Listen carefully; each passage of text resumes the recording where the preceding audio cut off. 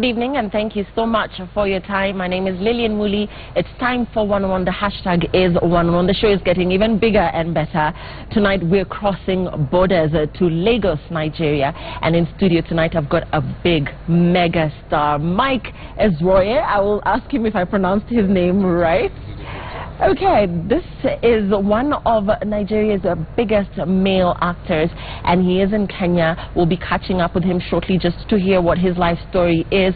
Please send in your questions using the hashtag 101 or talk to us using 22422. Mike, thank you so much for talking to us on 101 this evening. Thank you for having me. So did I say it right? Yeah, you did. You did a good job. Mike Ezuruonye. Okay, super. So let's begin with your upbringing. A lot of people assume that you know, when they meet people who have achieved as much success as you have, they assume that you're of an affluent upbringing. Tell us a little bit about growing up. Well, I grew up in a circuit of humble parents, you know, which explains my humility, you know, but that's for people to judge, not me. I actually grew up in Lagos. I was born in Lagos, raised in Lagos. I would say we were average, you know, but then it was always defined in our lives that you have to be educated and then you have to fear God, you know. So that was an undertone and that was a platform, you know, we all stood on and worked with. Your interest in film and acting, is this something that you grew up, is this a passion that you had from when you were young, and indeed who held your hand and sort of mentored you in this direction? Okay, for me, I always call myself a Cinderella story. You know, I can liken myself to that because I was a child actor, you know, not professionally though. You know, I did lots of plays on stage and I grew up with it, you know, till my secondary school days. And thereafter, what happened is I now found myself, you know, in the corporate world. I'm an accountant, you know, okay. Yeah. So banking? Banking. I did banking, I did a little bit of, then from the bank, I now switched to the shipping company where I was working, and what happened was my boss then wanted to move to another country, and then I was quite skeptical. He wanted to move to another African country. I was like, no, I don't think I'm ready to go there. And then I took a trip to Dubai, you know, with a friend, you know. On coming back, when the pilot announced that we're about landing, somebody whom I will always respect in my industry popped up in my head for no reason. I don't know why, you know, and that person is Ramsey Noah, you know. His image kept being in my head, and I was like, what is this guy doing in my head, you know? So I came down, and then somebody brought my car, and then I took my car, you know, home. You know, he said he wasn't joining me, my friend who brought my car. Then going to the filling station, you know, because I needed petrol, I saw my stage coach, you know, during my formative years, and he was like, I've been looking for you, you know, how many years I've been looking? And I'm like, oh, sir, I'm now a corporate person, this is who I am. And I said, no, there's this thing called Nollywood, you have to come. I said, I know Nollywood, yeah, you know, you guys are doing a good job. He said, no, Michael, you must come. And it took so much persuasion, and that time I was about making a switch from the shipping company to the banking sector. Then, but the promise was just there. Then I said, okay, all right, then let's work on this. I did work on it, and then I got on set. It was just, I was just toying with it. But little did I know that the person I was working with, for the owner of the film, actually was the vice president of the Executive Producers Union, you know. So he said, when they were editing, he said, I want this guy. While I was still on the movie set, and he said, I want this guy. So which role? No, I was playing a role. I had already been casted. I didn't even audition. I just went straight to, because my stage coach is a director in Nollywood. So his name is Ruke Amata. So I just got in. I'm your husband, you're my wife. I'm the head of this family, you're not. I make the final decisions, you don't, okay? You're not going to any castle until you give me kids. Oh, really? Yes, really. The owner of the film saw me and said, I want this guy in my next movies. So they gave me that option and I said, no, I'm a corporate person, I just toyed with this. And then all of a sudden, because they had my account details, and I'll put some kind of money I've never had in bulk, you know, like for 5 movie sets. I was like, okay, I can deal with this, you know. And the rest is history. Here I am. I welcome you with all my heart, and I love you. And I love you more. And you touched on Ramsey Noah. Did you ever get to meet him along the way? Oh yes. You know, sometimes it started off nicely first, you know, because I always adored him, you know. But there was a time the press were trying to do something funny, and they started this noise of, oh, the new Ramsey and all of that. But then, you know, Ramsey, I respect him. He's so mature. So they tried to create some beef? They tried to create some beef that wasn't even existing, you know. But they were shocked to know that every time I'm with Ramsey and he's treating me like a little brother, you know, till date, you know. So, and always guiding me through. And the first time we walked, you know, people were expecting some kind of rift and all of that. He was actually putting me through. I respect that man till date, so to speak, yes. Excellent. So, to date, what would you say is the production that catapulted you to fame? Which one is it that actually, when you sit back and look, which one do you feel actually got you to get recognition? I'd say I always refer to 2.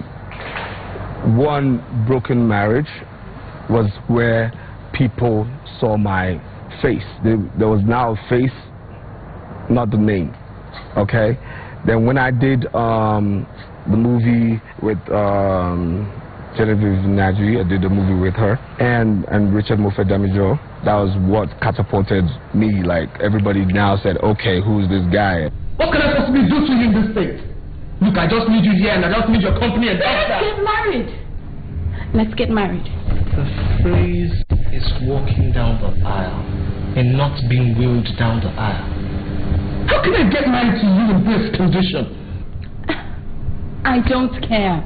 The most interesting thing about you, Michael, is that you're able to transition from a prince into this peasant who is really poor and is really trying to find their place, and you have a love interest that's perhaps way out of your league. Yes. So is this an intentional strategy? Because with other actors, we know them as either the evil mother-in-law or...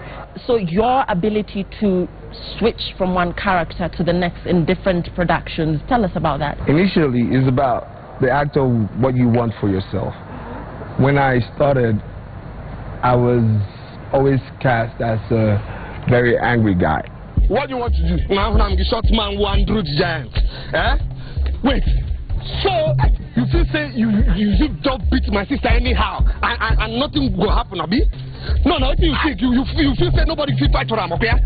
No, I used to, God knows I've never beaten a woman in my life, you know, but I was nasty to girls. I didn't really care. And commercially it worked and was getting too much. I can remember an experience I had at the airport. I was traveling to London and I saw these 2 kids, really cute. They saw me and they started running away. So I was like, no, this is too bad. I think I've done too much of these characters, and I stopped. I said, no, you guys have to write me into something else if you want me.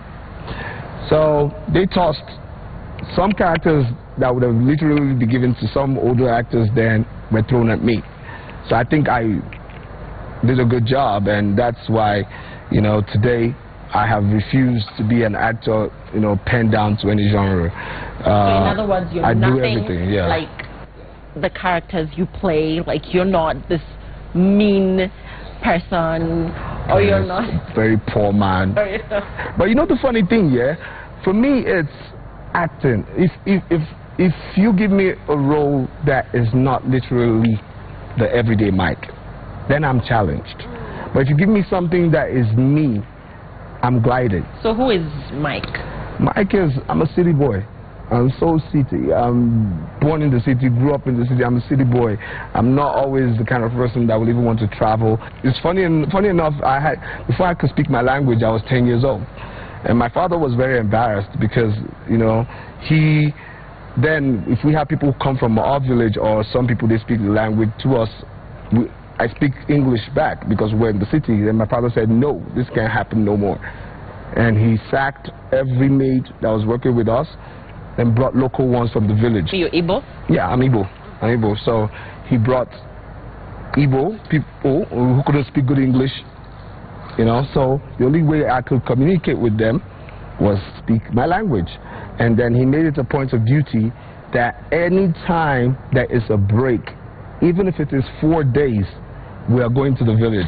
So I was forced to learn my language, you know, real good. I mean, but that's I speak very good Yoruba. Sure. Yeah. I thank him for that. Yeah, thank him for that. You know. And so now you speak perfect Igbo. Yeah, and that's what helped, because growing up I used to be called recorder, you know, by my mom. Recorder in the sense that I like to mimic people. You can talk now. I'll start to mimic you to sound like. Can you try? I could try. I just need to stay a bit with you. But, you know, I did it. So every time I went to the village, those people were always fascinating me. I took a lot from, you know, those people. And that's why if you tell me to play a local village boy, I will play it good, because I still research. And my strongest point is my mirror. Ode. All right. I thought you said you were going to drop the home. The who? I've dropped it. People sometimes mistake you as mixed race because you're super light-skinned. Yeah. Are you? I would never say I'm mixed race, because there's this rumor that says there's a Brazilian somewhere, my great-grandparents, but I never saw her, or her. It has to be a her, yeah? I never saw her, so it's not something I can lay, you know, a hold on. Have your looks contributed to your success, or sometimes diminished perhaps your potential to some extent? Because you know how in Hollywood they say you're too handsome or you're too ugly. Producers have been known to say you're too ugly, so you're perfect for this, or you're too handsome, so no, we're looking for somebody not as good looking. Have you experienced that?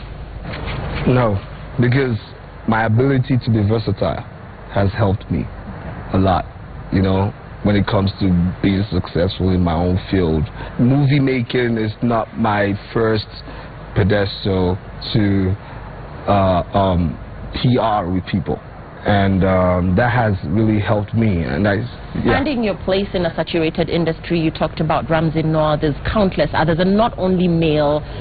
You know, there's the big names: Genevieve, Desmond Elliott, Patience, all these big names that we watch back here at home. Finding yourself in that saturated industry and actually making a name for yourself, what's that taken? I've always been that kind of person that I can remember the first time I worked with a top actor. He said, "You're stubborn." I said, "Why did you say?" He said, "No, you're the first upcomer I've seen this confident, you know." But that's me. I'm that kind of guy that would say, "Hey, if this person can do it, I can do it," you know. And maybe even when I was young, maybe this is not nice thing, but the truth of the matter is, when I was much more younger, with my friends then, we would always tell ourselves, if we like a girl, we'll be like, "Look, just go talk to her. She's never going to slap you."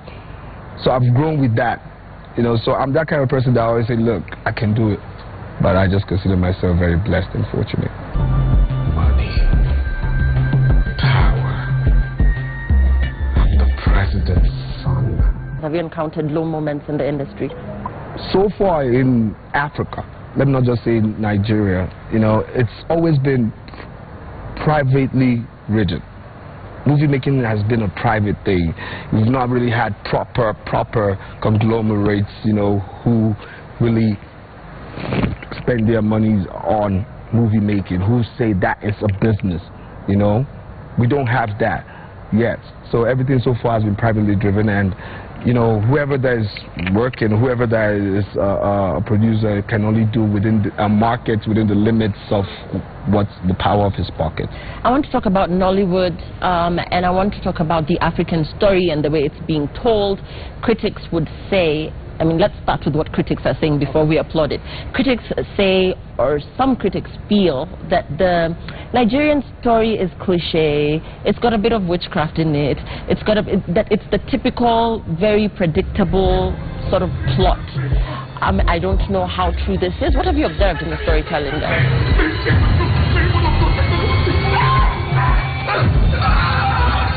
I'll say they were cliche, yeah, kind of cliche, but there was nothing like fiction. Meaning it's what's currently happening within it was society. happening. Some of them were overstretched, but the beauty of and the gain, I always say, it's Nollywood is magic. Magic in the sense that it has gone beyond Nigeria. It's gone beyond Africa. In the diaspora, in the Caribbeans, it's huge. The Caribbeans even look at it, you know, with more passion than we Africans do, because they look at it as this is the window for which home is, home Africa. So would you say that the Nigerian film industry, in your opinion, is successful, and is it because of the authenticity of who you are as a people? It is. But I'll go back to saying that right now, movies are different, because right now people are aware of what critics are saying, because to a large extent the producers then were taking advantage of the fact that, okay, they're making money, so they could throw anything, but now the viewers are much more aware, people are much more enlightened, so which means that the predictability of the past is no more. Standards have come up. You know, that's what it is right now. Excellent. And we're winding up now. So what brings you to Kenya? Is this your first time here? What are your thoughts about our lovely country?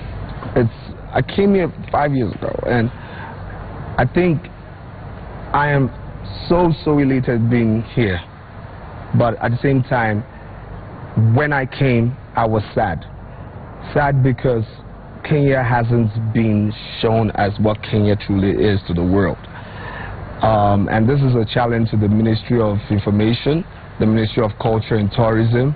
They're losing a lot with regards to GDP. If you go outside and you think Kenya, what you think about is the Maasai people or the runners. That's it. But Kenya is way beyond that. You have so much infrastructure. What I'm saying in essence is I now, you know, have had this challenge to myself, and I said, okay, if I have this opportunity, I will showcase to the world what Kenya truly is, you know. And I'm here because of that, you know. There's a production, you know, coming up, a Nigerian Kenyan production, of which I'm also involved in, and we're here to sort out logistics for a forthcoming film.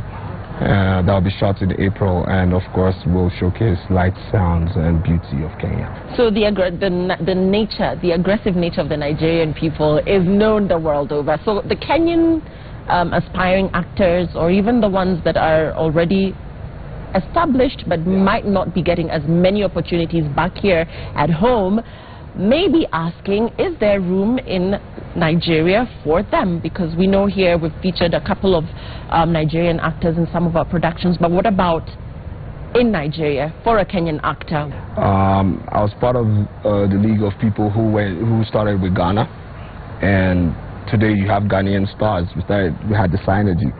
So right now the Ghanaian stars are now established.